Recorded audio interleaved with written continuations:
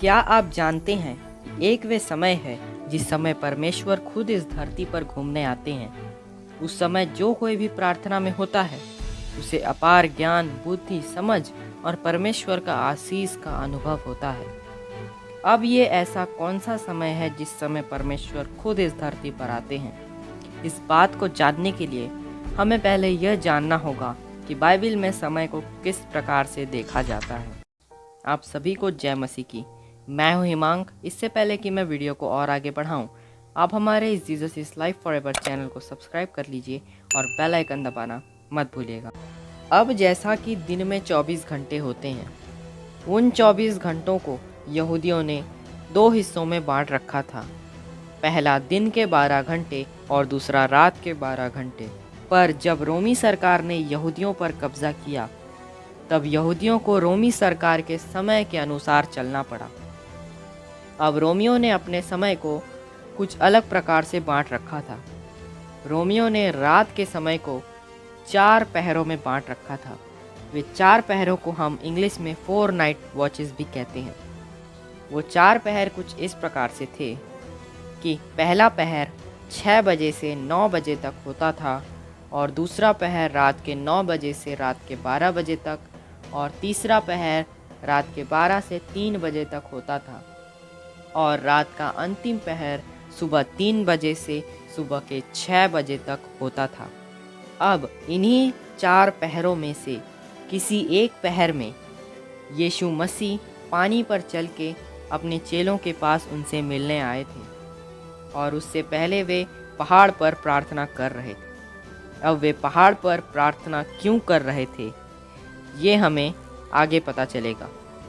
और यहूदी रबी भी यहूदियों को सिखाते हैं कि परमेश्वर सुबह तड़के सवेरे इस धरती पर घूमने आते हैं। इस समय जो कोई भी प्रार्थना में होता है उसे बहुत ज्ञान, बुद्धि, समझ और परमेश्वर के आशीष का अनुभव होता है। अब ये समय है सुबह के 3 बजे से 6 बजे तक का। ये रात का अंतिम पहर वे समय है जिस समय परमेश्वर खुद इस धरती पर घूमने आते हैं। अब अगर हम यहूदी रबियों की बात ना भी माने, तब भी बाइबल में इस समय के बारे में बहुत सी बातें लिखी गई हैं। जैसे कि आप तो जानते ही होंगे कि अदन का बाग इस धरती पर था और उसमें आदम रहा करता था, और सुबह तड़के सवेरे यानी रात के अंतिम पहर सुबह 3 बजे से 6 बजे के बीच में परमेश्वर आदम से मिलने इस धरती पर उतर आते थे। इस बारे में उत्पत्ति आयत 3 की 8 में लिखा है, तब यहोवा परमेश्वर जो दिन के ठंडे समय वाटिका में फिरता था, उसका शब्द उनको सुनाई दिया। यहाँ तक कि परमेश्वर ने सदोम और दोरा को भी सुबह तड़के सवेरे ही मारा था। परमेश्वर के तो दूत रात को ही पहुंच गए थे, पर परमेश्वर ने उन्हें सुबह के समय ही मारने का आदेश दिया था। और जब मिस्री लोग इजरायलियों के पीछे पड़े थे, तब परमेश्वर ने इसी समय उनका नाश किया था और उनकी जान बचाई थी। इस बारे में निर्गमन आयत 14 के 24 में लिखा है, और रात के अंतिम पहर में यहोवा ने बादल और आग के खंभों में से मिस्रियों की सेना पर दृष्टि करके उन्हें घबरा दिया। यशाया भविष्यवक्ता ने ये जान लिया था कि परमेश्वर सवेरे हमें जगाता है ताकि शिक्षा दे सके। यशाया आयत 50 के 4 में लिखा है, भोर को वह नित्य मुझे जगाता है और मेरा कान खोलता है ताकि मैं शिष्य के समान सुनूं। इसीलिए यीशु मसीह सुबह के समय प्रार्थना करते थे।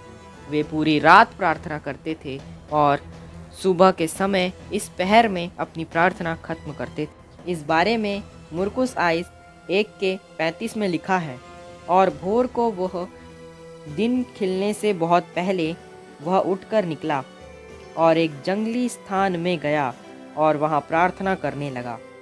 मैं आप लोगों को ये बताना चाहता हूँ कि परमेश्वर इस समय इस धरती पर घूमने आते हैं। आप किसी भी देश में हो, किसी भी जगह में हो, आप परमेश्वर से मिलने के लिए ये एक समय है। इस समय परमेश्वर आपसे मिलना चाहते हैं। परमेश्वर ने इंसानों को इसीलिए बनाया क्योंकि वे इंसानों से अपना रिलेशनशिप बनाना चाहता था। वो इंसानों से दोस्ती करना चाहता था, इंसानों के साथ समय बिताना चाहता था।